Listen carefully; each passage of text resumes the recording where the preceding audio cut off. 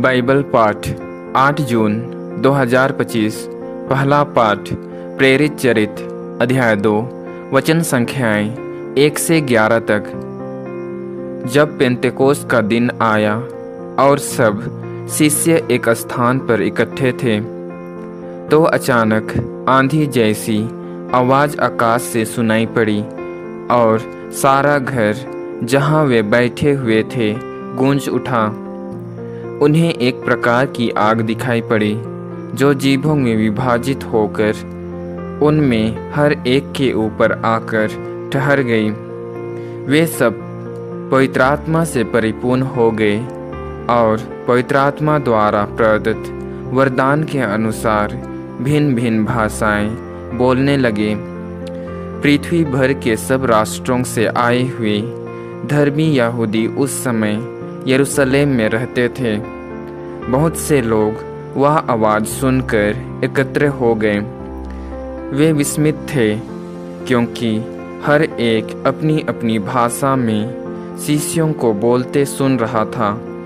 वे बड़े अचंभे में पड़ गए और चकित होकर बोल उठे, क्या ये बोलने वाले सब के सब गलीली नहीं हैं? तो फिर हम में हर एक अपनी अपनी जन्मभूमि की भाषा कैसे सुन रहा है?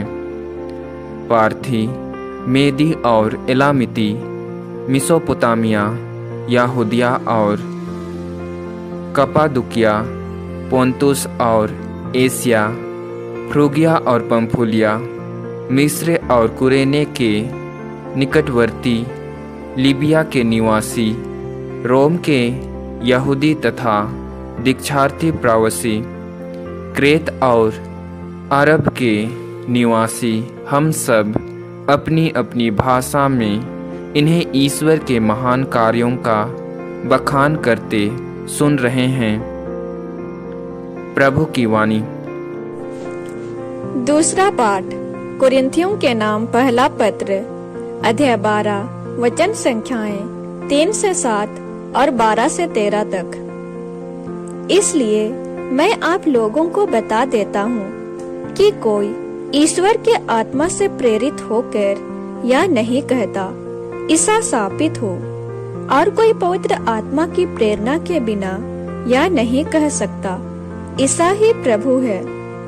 कृपादान तो नाना प्रकार के होते हैं, किंतु आत्मा एक ही है।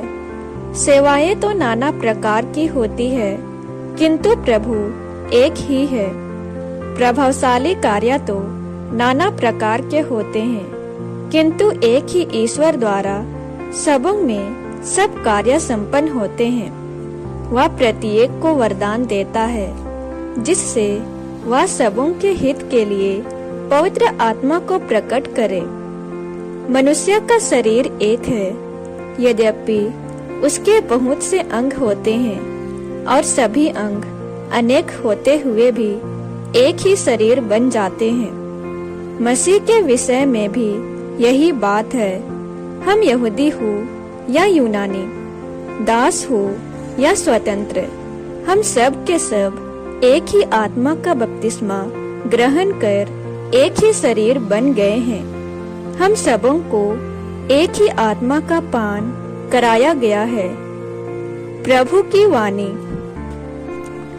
संत योहन के अनुसार पवित्र सुसमाचार अध्याय 20 वचन संख्याएं 19 से 23 तक। उसी दिन अर्थात सप्ताह के प्रथम दिन संध्या समय, जब शिष्य यहूदियों के भय से द्वार बंद किए एकत्र थे, ईसा उनके बीच आकर खड़े हो गए।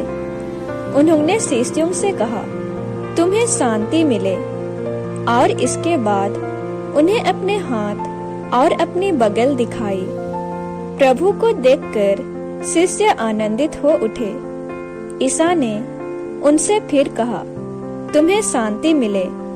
जिस प्रकार पिता ने मुझे भेजा, उसी प्रकार मैं तुम्हें भेजता हूँ।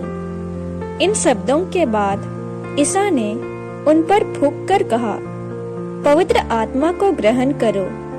तुम जिन लोगों के पाप क्षमा करोगे, वे अपने पापों से मुक्त हो जाएंगे। और जिन लोगों के पाप क्षमा नहीं करोगे वे अपने पापों से बंधे रहेंगे। प्रभु का सुसमाचार।